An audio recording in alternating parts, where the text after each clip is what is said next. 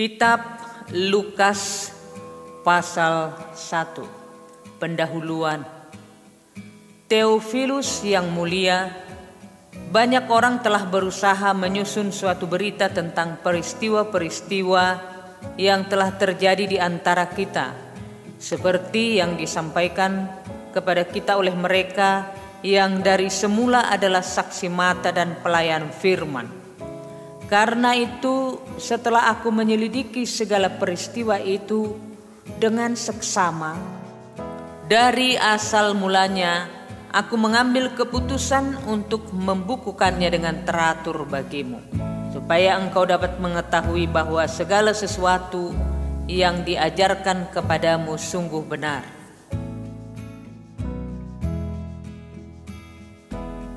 Pemberitahuan tentang kelahiran Yohanes Pembaptis.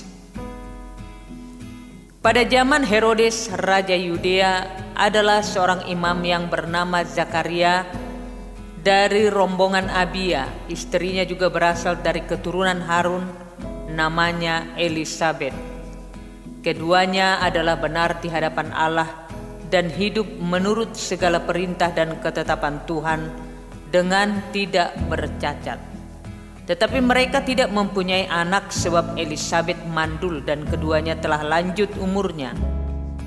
Pada suatu kali waktu tiba giliran rombongannya, Zakaria melakukan tugas keimaman di hadapan Tuhan.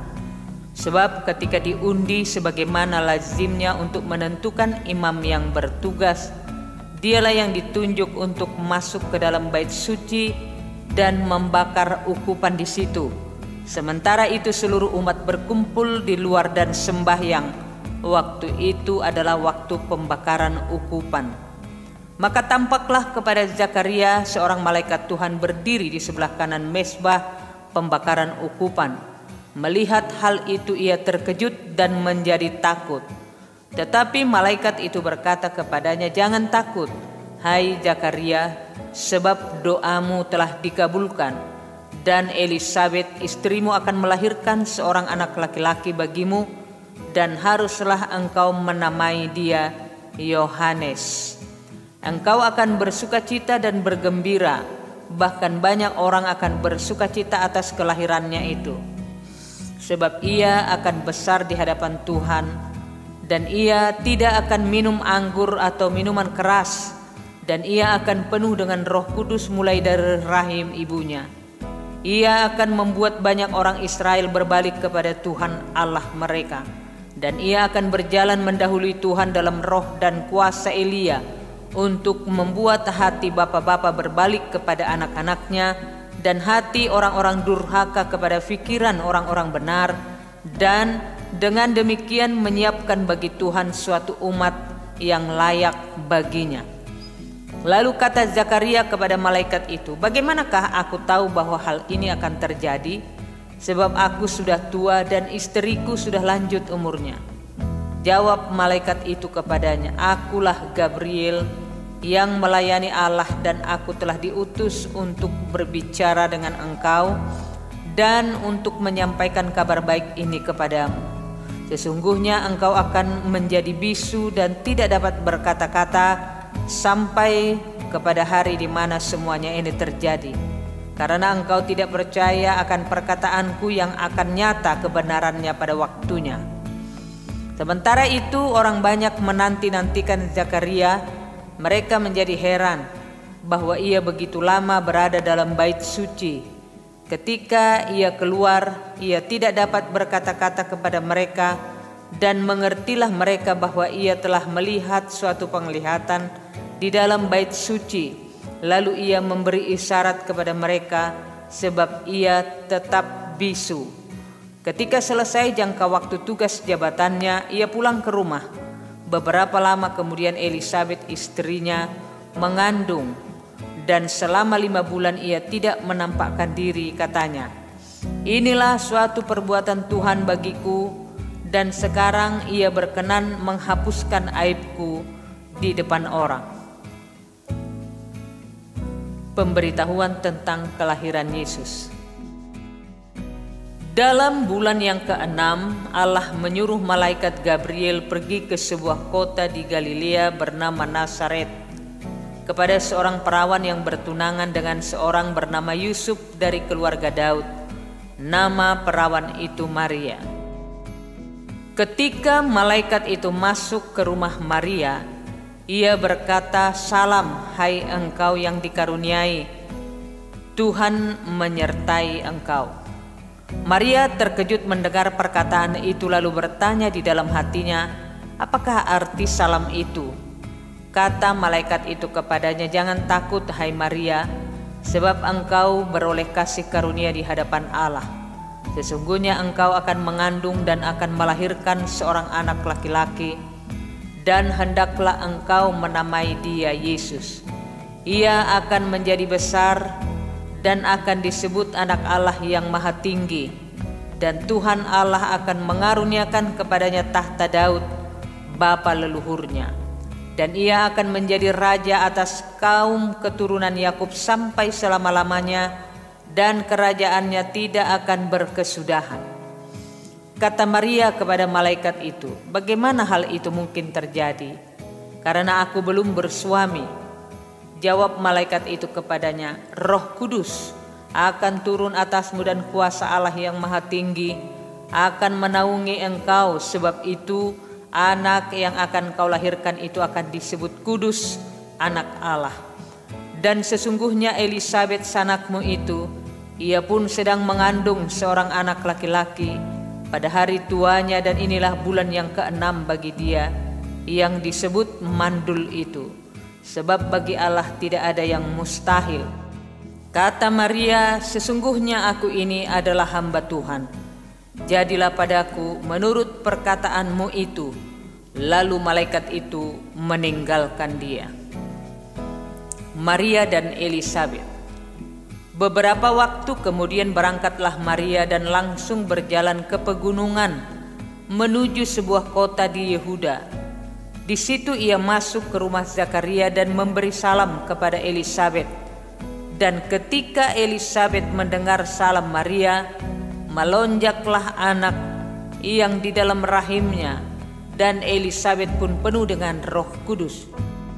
Lalu berseru dengan suara nyaring, "Diberkatilah engkau di antara semua perempuan, dan diberkatilah buah rahimmu. Siapakah aku ini sampai ibu Tuhanku datang mengunjungi aku? Sebab sesungguhnya ketika salammu sampai kepada telingaku, anak yang di dalam rahimku melonjak kegirangan, dan berbahagialah ia yang telah percaya, sebab apa yang dikatakan kepadanya dari Tuhan akan terlaksana." Nyanyian Pujian Maria. Lalu kata Maria, "Jiwaku memuliakan Tuhan, dan hatiku bergembira karena Allah juru selamatku, sebab ia telah memperlihatkan kerendahan hambanya. Sesungguhnya mulai dari sekarang segala keturunan akan menyebut aku berbahagia, karena yang Maha Kuasa telah melakukan perbuatan-perbuatan besar kepadaku, dan namanya adalah kudus, dan rahmatnya turun-temurun atas orang yang takut akan Dia. Ia memperlihatkan kuasanya dengan perbuatan tangannya, dan mencerai-beraikan orang-orang yang congkak hatinya. Ia menurunkan orang-orang yang berkuasa dari tahtanya, dan meninggikan orang-orang yang rendah. Ia melimpahkan segala yang baik kepada orang yang lapar, dan menyuruh orang yang kaya pergi dengan tangan hampa. Ia menolong Israel hambanya karena ia mengingat rahmat-Nya, seperti yang dijanjikannya kepada nenek moyang kita, kepada Abraham dan keturunannya untuk selama-lamanya. Dan Maria tinggal kira-kira 3 bulan lamanya bersama dengan Elisabet, lalu pulang kembali ke rumahnya. Kelahiran Yohanes Pembaptis. Kemudian genaplah bulannya bagi Elisabet untuk bersalin, dan ia pun melahirkan seorang anak laki-laki. Ketika tetangga-tetangganya serta sanak saudaranya mendengar bahwa Tuhan telah menunjukkan rahmat-Nya yang begitu besar kepadanya, bersukacitalah mereka bersama-sama dengan dia. Maka datanglah mereka pada hari yang ke-8 untuk menyunatkan anak itu, dan mereka hendak menamai dia Zakaria menurut nama bapanya. Tetapi ibunya berkata, "Jangan, ia harus dinamai Yohanes." Kata mereka kepadanya, "Tidak ada di antara sanak saudaramu yang bernama demikian."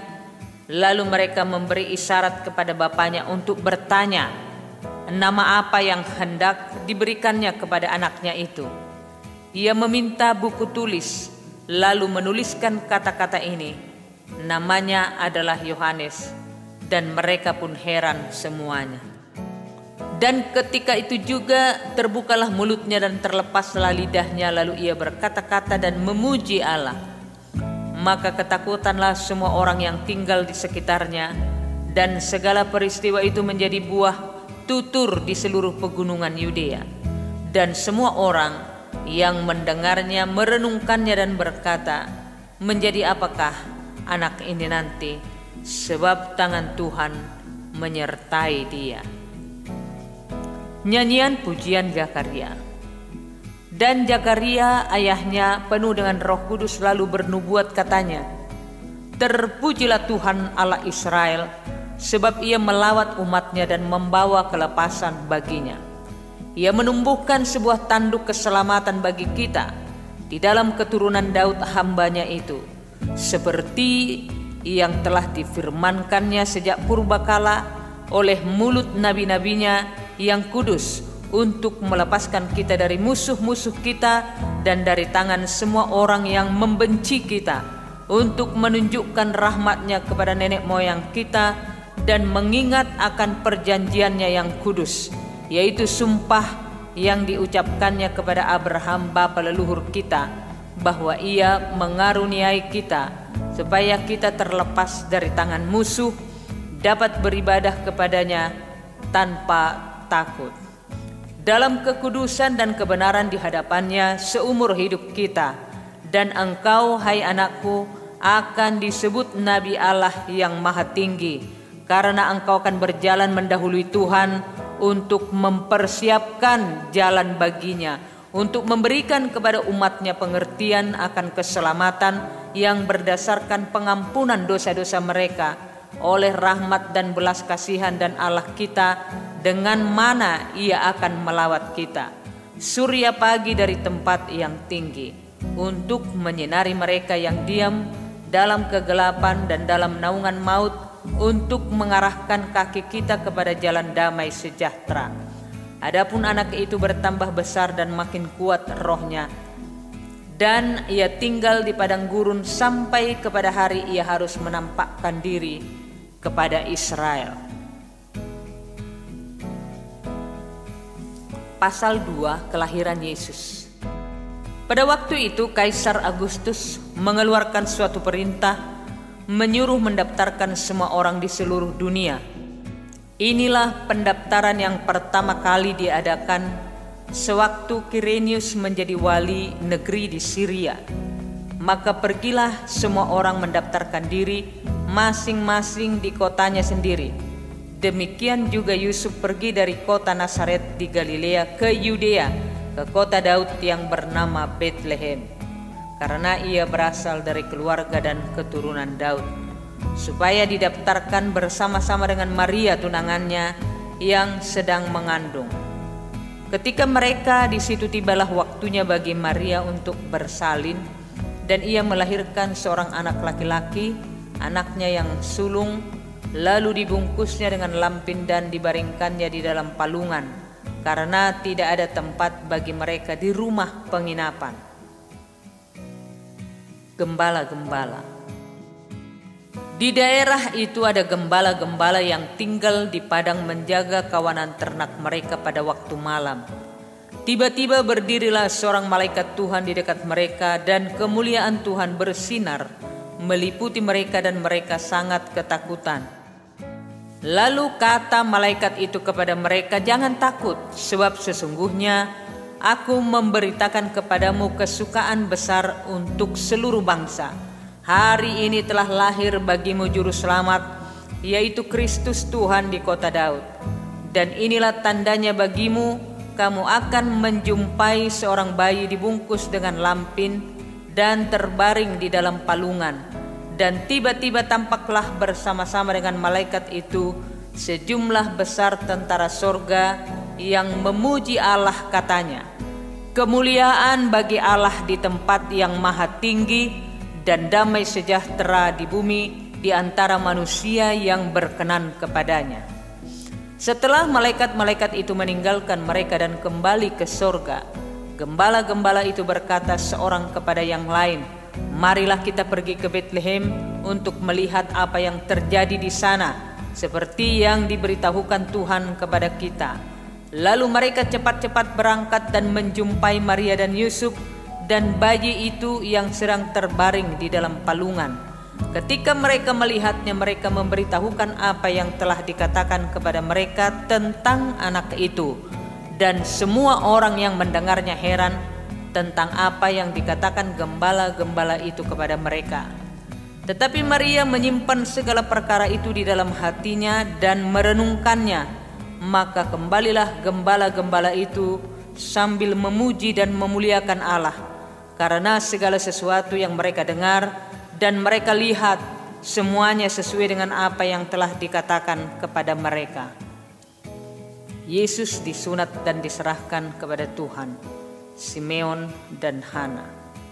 Dan ketika genap 8 hari dan ia harus disunatkan, ia diberi nama Yesus, yaitu nama yang disebut oleh malaikat sebelum ia dikandung ibunya. Dan ketika genap waktu pentahiran menurut hukum Taurat Musa, mereka membawa dia ke Yerusalem untuk menyerahkannya kepada Tuhan. Seperti ada tertulis dalam hukum Tuhan, semua anak laki-laki sulung harus dikuduskan bagi Allah dan untuk mempersembahkan korban menurut apa yang difirmankan dalam hukum Tuhan, yaitu sepasang burung tekukur atau 2 ekor anak burung merpati. Adalah di Yerusalem seorang bernama Simeon. Ia seorang yang benar dan saleh, yang menantikan penghiburan bagi Israel. Roh Kudus ada di atasnya, dan kepadanya telah dinyatakan oleh Roh Kudus bahwa ia tidak akan mati sebelum ia melihat Mesias, yaitu dia yang diurapi Tuhan. Ia datang ke bait Allah oleh Roh Kudus ketika Yesus anak itu dibawa masuk oleh orang tuanya untuk melakukan kepadanya apa yang ditentukan hukum Taurat. Ia menyambut anak itu dan menatangnya sambil memuji Allah, katanya, sekarang Tuhan, biarkanlah hambamu ini pergi dalam damai sejahtera sesuai dengan firman-Mu. Sebab mataku telah melihat keselamatan yang daripadamu, yang telah Engkau sediakan di hadapan segala bangsa, yaitu terang yang menjadi pernyataan bagi bangsa-bangsa lain dan menjadi kemuliaan bagi umat-Mu Israel.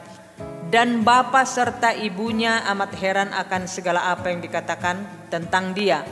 Lalu Simeon memberkati mereka dan berkata kepada Maria, ibu anak itu, sesungguhnya anak ini ditentukan untuk menjatuhkan atau membangkitkan banyak orang di Israel dan untuk menjadi suatu tanda yang menimbulkan perbantahan, dan suatu pedang akan menembus jiwamu sendiri supaya menjadi nyata pikiran hati banyak orang.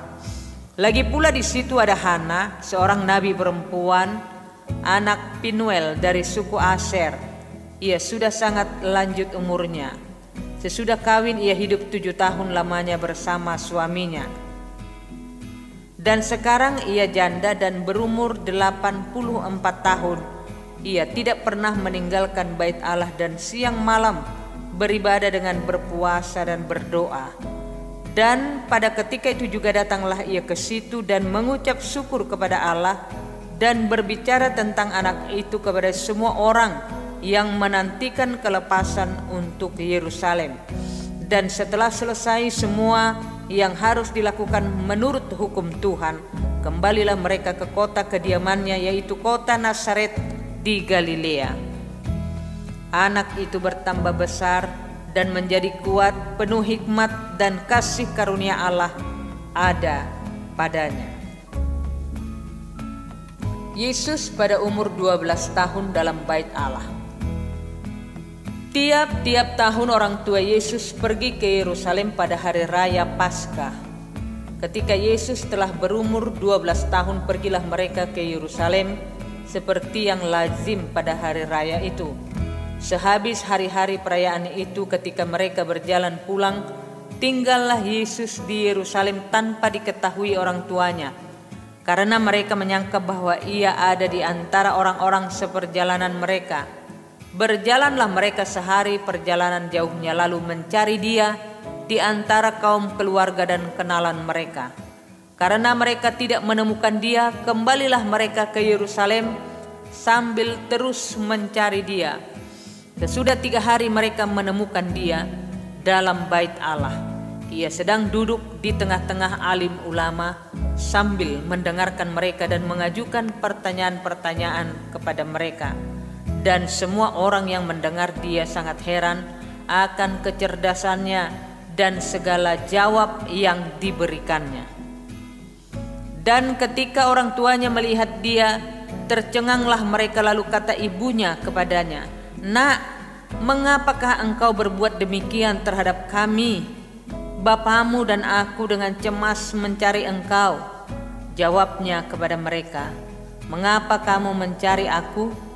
Tidakkah kamu tahu bahwa aku harus berada di dalam rumah Bapakku?" Tetapi mereka tidak mengerti apa yang dikatakannya kepada mereka. Lalu ia pulang bersama-sama mereka ke Nazaret, dan ia tetap hidup dalam asuhan mereka. Dan ibunya menyimpan semua perkara itu di dalam hatinya. Dan Yesus makin bertambah besar dan bertambah hikmatnya dan besarnya, dan makin dikasihi oleh Allah dan manusia. Pasal 3. Yohanes Pembaptis. Dalam tahun ke-15 dari pemerintahan Kaisar Tiberius, ketika Pontius Pilatus menjadi wali negeri Yudea dan Herodes raja wilayah Galilea, Filipus saudaranya raja wilayah Iturea dan Trankonitis, dan Lisanias raja wilayah Abilene. Pada waktu Hanas dan Kayafas menjadi imam besar, datanglah firman Allah kepada Yohanes anak Zakaria di padang gurun. Maka datanglah Yohanes ke seluruh daerah Yordan dan menyerukan, "Bertobatlah dan berilah dirimu dibaptis, dan Allah akan mengampuni dosamu." Seperti ada tertulis dalam kitab nubuat-nubuat Yesaya, ada suara yang berseru-seru di padang gurun, "Persiapkanlah jalan untuk Tuhan, luruskanlah jalan baginya. Setiap lembah akan ditimbun dan setiap gunung dan bukit akan menjadi rata. Yang berliku-liku akan diluruskan, yang berleku-leku akan diratakan. Dan semua orang akan melihat keselamatan yang dari Tuhan." Lalu ia berkata kepada orang banyak yang datang kepadanya untuk dibaptis, katanya, "Hai kamu keturunan ular beludak, siapakah yang mengatakan kepada kamu supaya melarikan diri dari murka yang akan datang? Jadi hasilkanlah buah-buah yang sesuai dengan pertobatan, dan janganlah berpikir dalam hatimu, Abraham adalah bapa kami. Karena aku berkata kepadamu, Allah dapat menjadikan anak-anak bagi Abraham dari batu-batu ini. Kapak sudah tersedia pada akar pohon, dan setiap pohon yang tidak menghasilkan buah yang baik akan ditebang dan dibuang ke dalam api." Orang banyak bertanya kepadanya, "Jika demikian, apakah yang harus kami perbuat?" Jawabnya, "Barang siapa mempunyai 2 helai baju, hendaklah ia membaginya dengan yang tidak punya, dan barang siapa mempunyai makanan, hendaklah ia berbuat juga demikian."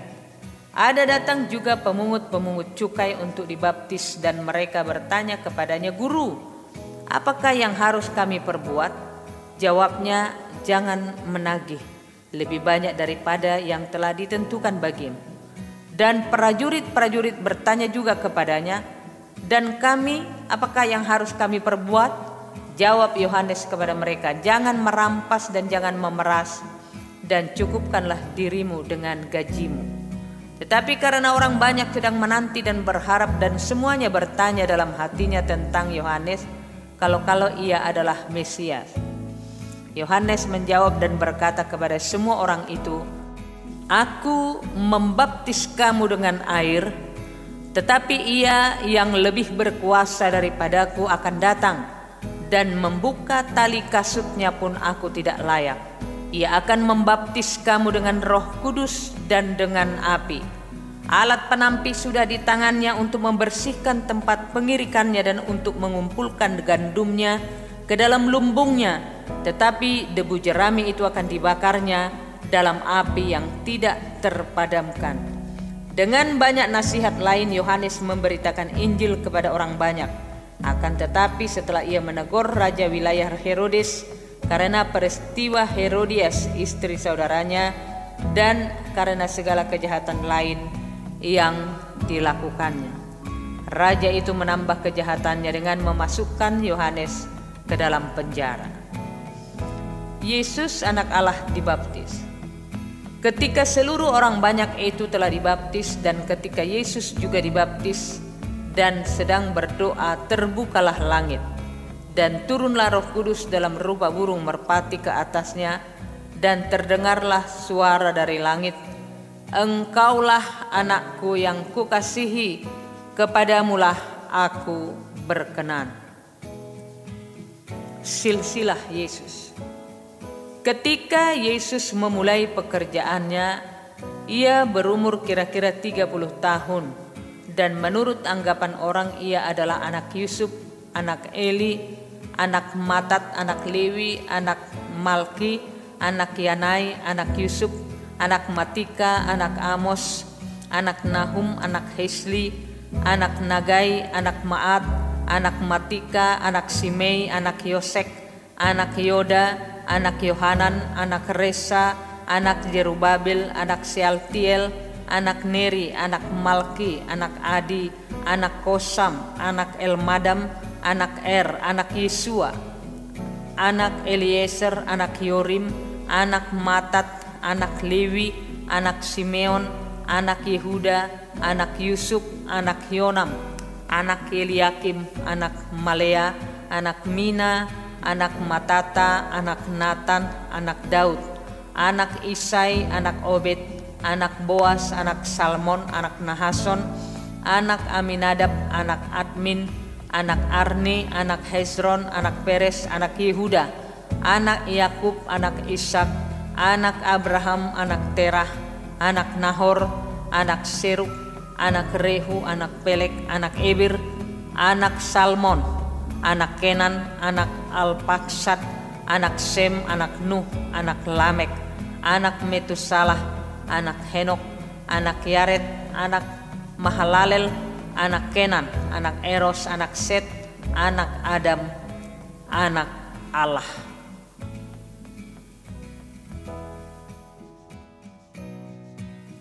Pasal 4, pencobaan di padang gurun. Yesus yang penuh dengan Roh Kudus kembali dari sungai Yordan lalu dibawa oleh Roh Kudus ke padang gurun. Di situ ia tinggal 40 hari lamanya dan dicobai iblis. Selama di situ ia tidak makan apa-apa dan sesudah waktu itu ia lapar.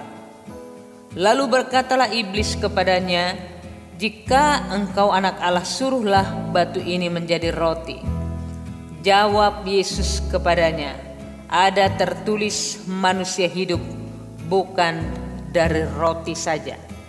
Kemudian ia membawa Yesus ke suatu tempat yang tinggi dan dalam. Sekejap mata ia memperlihatkan kepadanya semua kerajaan dunia. Kata iblis kepadanya, "Segala kuasa itu serta kemuliaannya akan kuberikan kepadamu, sebab semuanya itu telah diserahkan kepadaku, dan aku memberikannya kepada siapa saja yang ku kehendaki. Jadi jikalau engkau menyembah aku, seluruhnya itu akan menjadi milikmu." Tetapi Yesus berkata kepadanya, "Ada tertulis, engkau harus menyembah Tuhan Allahmu, dan hanya kepada Dia sajalah engkau berbakti." Kemudian ia membawa Yesus ke Yerusalem dan menempatkan Dia di bubungan bait Allah, lalu berkata kepadanya, "Jika engkau anak Allah, jatuhkanlah dirimu dari sini ke bawah. Sebab ada tertulis mengenai engkau, Ia akan memerintahkan malaikat-malaikatnya untuk melindungi engkau, dan mereka akan menatang engkau di atas tangannya, supaya kakimu jangan terantuk kepada batu."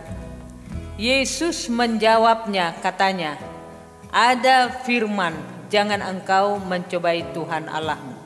Sesudah iblis mengakhiri semua pencobaan itu, ia mundur daripadanya dan menunggu waktu yang baik. Yesus kembali ke Galilea. Dalam kuasa Roh kembalilah Yesus ke Galilea, dan tersiarlah kabar tentang Dia di seluruh daerah itu. Sementara itu ia mengajar di rumah-rumah ibadat di situ, dan semua orang memuji Dia. Yesus ditolak di Nazaret. Ia datang ke Nazaret tempat ia dibesarkan, dan menurut kebiasaannya pada hari Sabat ia masuk ke rumah ibadat, lalu berdiri hendak membaca dari Alkitab. Kepadanya diberikan kitab Nabi Yesaya, dan setelah dibukanya ia menemukan nas di mana ada tertulis, "Roh Tuhan ada padaku, oleh sebab Ia telah mengurapi aku untuk menyampaikan kabar baik kepada orang-orang miskin, dan Ia telah mengutus aku untuk memberitakan pembebasan kepada orang-orang tawanan dan penglihatan bagi orang-orang buta, untuk membebaskan orang-orang yang tertindas, untuk memberitakan tahun rahmat Tuhan telah datang." Kemudian ia menutup kitab itu, memberikannya kembali kepada pejabat, lalu duduk, dan mata semua orang dalam rumah ibadat itu tertuju kepadanya. Lalu ia mulai mengajar mereka, katanya, "Pada hari ini genaplah nas ini sewaktu kamu mendengarnya." Dan semua orang itu membenarkan Dia, dan mereka heran akan kata-kata yang indah yang diucapkannya. Lalu kata mereka, "Bukankah Ia ini anak Yusuf?" Maka berkatalah Ia kepada mereka, "Tentu kamu akan mengatakan pepatah ini kepadaku, 'Hai Tabit, sembuhkanlah dirimu sendiri. Perbuatlah di sini juga di tempat asalmu ini segala yang kami dengar yang telah terjadi di Kapernaum.' Dan katanya lagi, 'Aku berkata kepadamu, sesungguhnya tidak ada nabi yang dihargai di tempat asalnya. Dan aku berkata kepadamu, dan kataku ini benar, pada zaman Elia terdapat banyak perempuan janda di Israel, ketika langit tertutup selama 3 tahun dan 6 bulan, dan ketika bahaya kelaparan yang hebat menimpa seluruh negeri. Tetapi Elia diutus bukan kepada salah seorang dari mereka, melainkan kepada seorang perempuan janda di Sarpat di tanah Sidon. Dan pada zaman Nabi Elia banyak orang kusta di Israel, dan tidak ada seorang pun dari mereka yang ditahirkan selain daripada Naaman orang Syria itu." Mendengar itu sangat marahlah semua orang yang di rumah ibadat itu. Mereka bangun lalu menghalau Yesus keluar kota dan membawa Dia ke tebing gunung tempat kota itu terletak, untuk melemparkan Dia dari tebing itu. Tetapi Ia berjalan lewat dari tengah-tengah mereka lalu pergi. Yesus dalam rumah ibadat di Kapernaum. Kemudian Yesus pergi ke Kapernaum, sebuah kota di Galilea, lalu mengajar di situ pada hari-hari Sabat. Mereka takjub mendengar pengajarannya, sebab perkataannya penuh kuasa. Di dalam rumah ibadat itu ada seorang yang kerasukan setan, dan ia berteriak dengan suara keras, "Hai engkau Yesus orang Nazaret, apa urusanmu dengan kami? Engkau datang hendak membinasakan kami? Aku tahu siapa engkau, yang kudus dari Allah." Tetapi Yesus menghardiknya, katanya, "Diam, keluarlah daripadanya." Dan setan itu pun menghempaskan orang itu ke tengah-tengah orang banyak, lalu keluar daripadanya dan sama sekali tidak menyakitinya. Dan semua orang takjub. Lalu berkata seorang kepada yang lain, katanya, "Alangkah hebatnya perkataan ini, sebab dengan penuh wibawa dan kuasa ia memberi perintah kepada roh-roh jahat, dan mereka pun keluar. Dan tersebarlah berita tentang dia kemana-mana di daerah itu." Yesus menyembuhkan ibu mertua Simon Petrus dan orang-orang lain. Kemudian ia meninggalkan rumah ibadat itu dan pergi ke rumah Simon. Adapun ibu mertua Simon demam keras dan mereka meminta kepada Yesus supaya menolong dia. Maka ia berdiri di sisi perempuan itu lalu menghardik demam itu, dan penyakit itu pun meninggalkan dia. Perempuan itu segera bangun dan melayani mereka. Ketika matahari terbenam, semua orang membawa kepadanya orang-orang sakitnya yang menderita bermacam-macam penyakit. Ia pun meletakkan tangannya atas mereka masing-masing dan menyembuhkan mereka. Dari banyak orang keluar juga setan-setan sambil berteriak, "Engkau adalah anak Allah." Lalu ia dengan keras melarang mereka dan tidak memperbolehkan mereka berbicara, karena mereka tahu bahwa ia adalah Mesias. Yesus mengajar di kota-kota lain. Ketika hari siang, Yesus berangkat dan pergi ke suatu tempat yang sunyi. Tetapi orang banyak mencari dia, lalu menemukannya dan berusaha menahan dia supaya jangan meninggalkan mereka. Tetapi ia berkata kepada mereka, "Juga di kota-kota lain aku harus memberitakan Injil Kerajaan Allah, sebab untuk itulah aku diutus." Dan ia memberitakan Injil dalam rumah-rumah ibadat di Yudea. Pasal 5, penjala ikan menjadi penjala manusia. Pada suatu kali Yesus berdiri di pantai danau Genesaret. Sedang orang banyak mengerumuni dia hendak mendengarkan firman Allah. Ia melihat 2 perahu di tepi pantai. Nelayan-nelayannya telah turun dan sedang membasuh jalannya. Ia naik ke dalam salah satu perahu itu, yaitu perahu Simon, dan menyuruh dia supaya menolakkan perahunya sedikit jauh dari pantai. Lalu ia duduk dan mengajar orang banyak dari atas perahu. Setelah selesai berbicara, ia berkata kepada Simon, "Bertolaklah ke tempat yang dalam dan tebarkanlah jalamu untuk menangkap ikan." Simon menjawab, "Guru, telah sepanjang malam kami bekerja keras dan kami tidak menangkap apa-apa. Tetapi karena Engkau menyuruhnya, aku akan menebarkan jala juga." Dan setelah mereka melakukannya, mereka menangkap sejumlah besar ikan, sehingga jala mereka mulai koyak. Lalu mereka memberi isyarat kepada teman-temannya di perahu yang lain, supaya mereka datang membantunya, dan mereka itu datang. Lalu mereka bersama-sama mengisi kedua perahu itu dengan ikan hingga hampir tenggelam. Kata Simon Petrus melihat hal itu, ia pun tersungkur di depan Yesus dan berkata, "Tuhan, pergilah daripadaku, karena aku ini seorang berdosa." Sebab ia dan semua orang yang bersama-sama dengan dia takjub oleh karena banyaknya ikan yang mereka tangkap.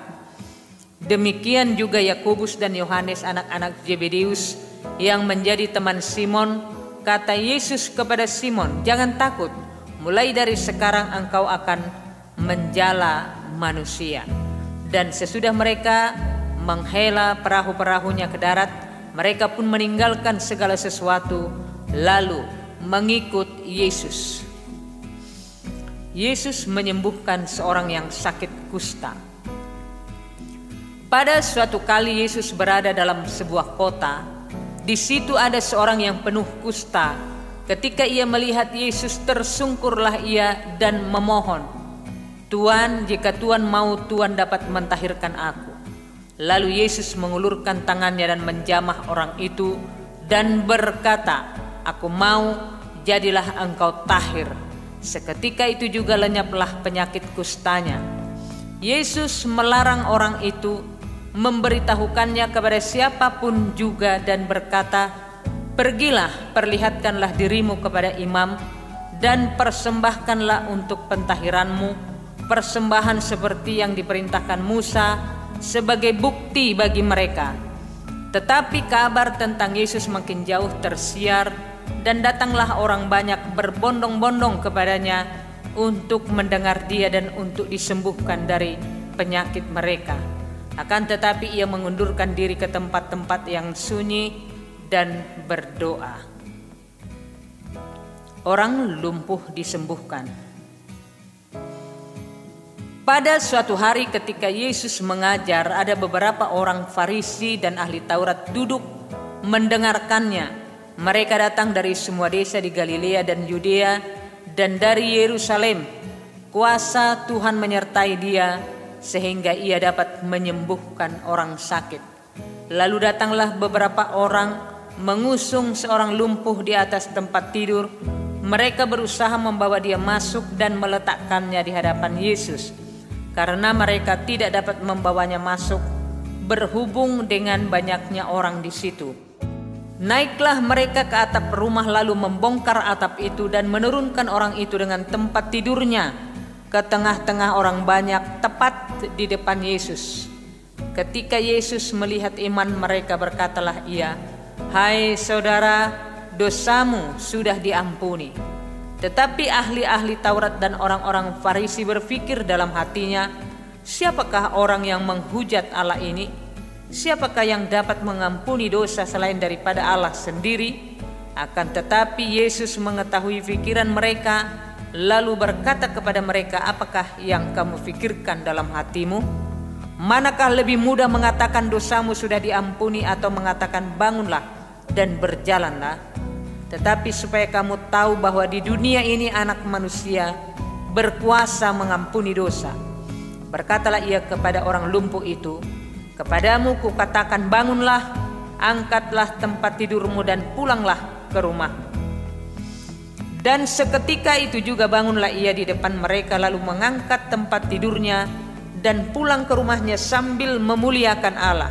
Semua orang itu takjub lalu memuliakan Allah, dan mereka sangat takut. Katanya, "Hari ini kami telah menyaksikan hal-hal yang sangat mengherankan." Lewi pemungut cukai mengikut Yesus. Kemudian ketika Yesus pergi keluar, ia melihat seorang pemungut cukai yang bernama Lewi sedang duduk di rumah cukai. Yesus berkata kepadanya, "Ikutlah aku." Maka berdirilah Lewi dan meninggalkan segala sesuatu lalu mengikut dia. Dan Lewi mengadakan suatu perjamuan besar untuk dia di rumahnya, dan sejumlah besar pemungut cukai dan orang-orang lain turut makan bersama-sama dengan dia. Orang-orang Farisi dan ahli-ahli Taurat bersungut-sungut kepada murid-murid Yesus, katanya, "Mengapa kamu makan dan minum bersama-sama dengan pemungut cukai dan orang berdosa?" Lalu jawab Yesus kepada mereka, katanya, "Bukan orang sehat yang memerlukan tabib, tetapi orang sakit. Aku datang bukan untuk memanggil orang benar, tetapi orang berdosa supaya mereka bertobat." Hal berpuasa. Orang-orang Farisi itu berkata pula kepada Yesus, "Murid-murid Yohanes sering berpuasa dan sembahyang, demikian juga murid-murid orang Farisi. Tetapi murid-muridmu makan dan minum." Jawab Yesus kepada mereka, "Dapatkah sahabat mempelai laki-laki disuruh berpuasa, sedang mempelai itu bersama mereka? Tetapi akan datang waktunya apabila mempelai itu diambil dari mereka, pada waktu itulah mereka akan berpuasa." Ia mengatakan juga suatu perumpamaan kepada mereka. "Tidak seorang pun mengoyakkan secarik kain dari baju yang baru untuk menambalkannya pada baju yang tua. Jika demikian, yang baru itu juga akan koyak, dan pada yang tua itu tidak akan cocok kain penambal yang dikoyakkan dari yang baru itu. Demikian juga tidak seorang pun mengisikan anggur yang baru ke dalam kantong kulit yang tua, karena jika demikian anggur yang baru itu akan mengoyakkan kantong itu, dan anggur itu akan terbuang, dan kantong itu pun hancur.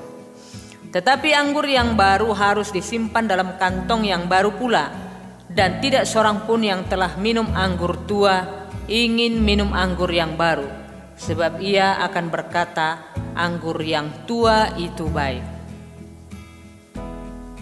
Pasal 6, murid-murid memetik gandum pada hari Sabat. Pada suatu hari Sabat, ketika Yesus berjalan di ladang gandum, murid-muridnya memetik bulir gandum dan memakannya, sementara mereka menggisarnya dengan tangannya. Tetapi beberapa orang Farisi berkata, "Mengapa kamu berbuat sesuatu yang tidak diperbolehkan pada hari Sabat?" Lalu Yesus menjawab mereka, "Tidakkah kamu baca apa yang dilakukan oleh Daud ketika ia dan mereka yang mengikutinya lapar? Bagaimana ia masuk ke dalam rumah Allah dan mengambil roti sajian, lalu memakannya dan memberikannya kepada pengikut-pengikutnya, padahal roti itu tidak boleh dimakan kecuali oleh imam-imam?" Kata Yesus lagi kepada mereka, "Anak manusia adalah Tuhan atas hari Sabat." Yesus menyembuhkan orang pada hari Sabat. Pada suatu hari Sabat lain, Yesus masuk ke rumah ibadat lalu mengajar. Di situ ada seorang yang mati tangan kanannya. Ahli-ahli Taurat dan orang-orang Farisi mengamat-amati Yesus kalau ia menyembuhkan orang pada hari Sabat, supaya mereka dapat alasan untuk mempersalahkan dia. Tetapi ia mengetahui pikiran mereka dan berkata kepada orang yang mati tangannya itu, "Bangunlah dan berdirilah di tengah."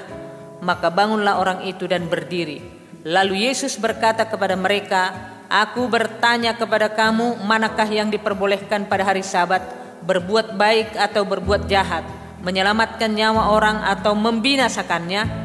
Sesudah itu ia memandang sekeliling kepada mereka semua, lalu berkata kepada orang sakit itu, "Ulurkanlah tanganmu."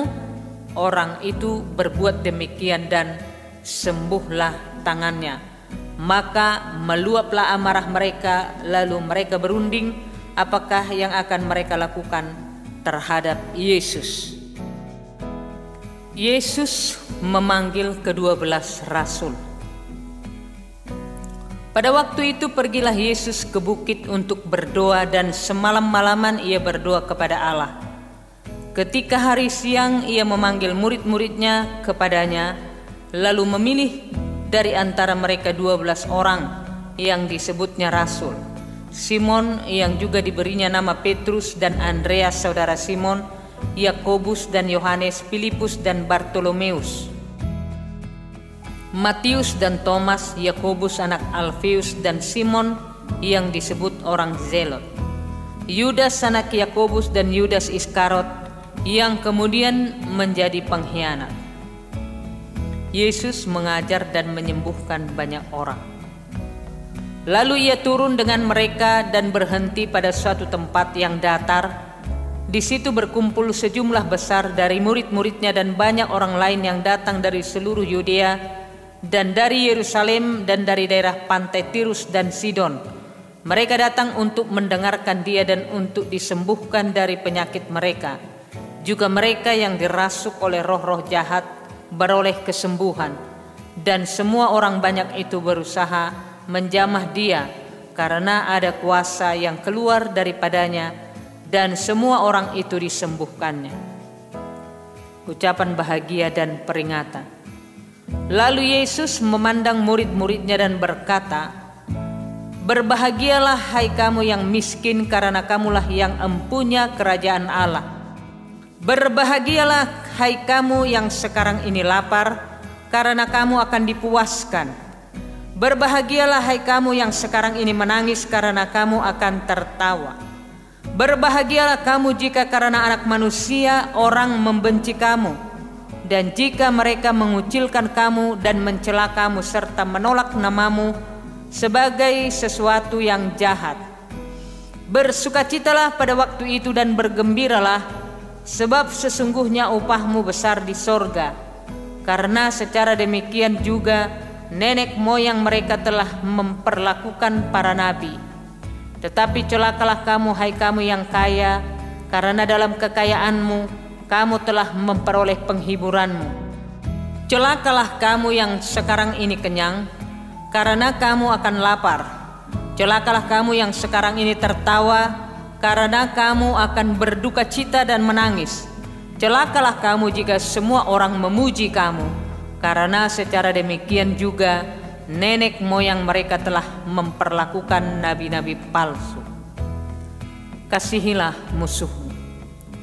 Tetapi kepada kamu yang mendengar aku berkata, kasihilah musuhmu, berbuatlah baik kepada orang yang membenci kamu, mintalah berkat bagi orang yang mengutuk kamu, berdoalah bagi orang yang mencaci kamu. Barang siapa menampar pipimu yang satu, berikanlah juga kepadanya pipimu yang lain, dan barang siapa yang mengambil jubahmu, biarlah juga ia mengambil bajumu. Berilah kepada setiap orang yang meminta kepadamu, dan janganlah meminta kembali kepada orang yang mengambil kepunyaanmu. Dan sebagaimana kamu kehendaki supaya orang perbuat kepadamu, perbuatlah juga demikian kepada mereka. Dan jikalau kamu mengasihi orang yang mengasihi kamu, apakah jasamu? Karena orang-orang berdosa pun mengasihi juga orang-orang yang mengasihi mereka. Sebab jikalau kamu berbuat baik kepada orang yang berbuat baik kepada kamu, apakah jasamu? Orang-orang berdosa pun berbuat demikian. Dan jikalau kamu meminjamkan sesuatu kepada orang, karena kamu berharap akan menerima sesuatu daripadanya, apakah jasamu? Orang-orang berdosa pun meminjamkan kepada orang-orang berdosa, supaya mereka menerima kembali sama banyak. Tetapi kamu kasihilah musuhmu dan berbuatlah baik kepada mereka, dan pinjamkanlah dengan tidak mengharapkan balasan, maka upahmu akan besar, dan kamu akan menjadi anak-anak Allah yang Maha Tinggi. Sebab Ia baik terhadap orang-orang yang tidak tahu berterima kasih, dan terhadap orang-orang jahat. Hendaklah kamu murah hati, sama seperti Bapamu adalah murah hati. Hal menghakimi. Janganlah kamu menghakimi, maka kamu pun tidak akan dihakimi. Dan janganlah kamu menghukum, maka kamu pun tidak akan dihukum. Ampunilah, dan kamu akan diampuni. Berilah, dan kamu akan diberi. Suatu takaran yang baik, yang dipadatkan, yang digoncang, dan yang tumpah keluar akan dicurahkan ke dalam ribaanmu. Sebab ukuran yang kamu pakai untuk mengukur akan diukurkan kepadamu. Yesus mengatakan pula suatu perumpamaan kepada mereka. Dapatkah orang buta menuntun orang buta? Bukankah keduanya akan jatuh ke dalam lubang? Seorang murid tidak lebih daripada gurunya, tetapi barang siapa yang telah tamat pelajarannya akan sama dengan gurunya. Mengapakah engkau melihat selumbar di dalam mata saudaramu, sedangkan balok di dalam matamu sendiri tidak engkau ketahui? Bagaimanakah engkau dapat berkata kepada saudaramu, saudara, biarlah aku mengeluarkan selumbar yang ada di dalam matamu, padahal balok yang di dalam matamu tidak engkau lihat? Hai orang munafik, keluarkanlah dahulu balok dari matamu, maka engkau akan melihat dengan jelas untuk mengeluarkan selumbar itu dari mata saudaramu.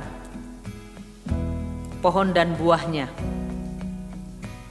Karena tidak ada pohon yang baik yang menghasilkan buah yang tidak baik, dan juga tidak ada pohon yang tidak baik yang menghasilkan buah yang baik. Sebab setiap pohon dikenal pada buahnya. Karena dari semak duri orang tidak memetik buah ara, dan dari duri-duri tidak memetik buah anggur. Orang yang baik mengeluarkan barang yang baik dari perbendaharaan hatinya yang baik, dan orang yang jahat mengeluarkan barang yang jahat dari perbendaharaannya yang jahat, karena yang diucapkan mulutnya meluap dari hatinya. Dua macam dasar. Mengapa kamu berseru kepadaku, Tuhan, Tuhan, padahal kamu tidak melakukan apa yang aku katakan? Setiap orang yang datang kepadaku dan mendengarkan perkataanku serta melakukannya, aku akan menyatakan kepadamu dengan siapa ia dapat disamakan. Ia sama dengan seorang yang mendirikan rumah. Orang itu menggali dalam-dalam dan meletakkan dasarnya di atas batu. Ketika datang air bah dan banjir melanda rumah itu tidak dapat digoyahkan karena rumah itu kokoh dibangun. Akan tetapi barang siapa mendengar perkataanku tetapi tidak melakukannya, ia sama dengan seorang yang mendirikan rumah di atas tanah tanpa dasar. Ketika banjir melandanya, rumah itu segera rubuh dan hebatlah kerusakannya.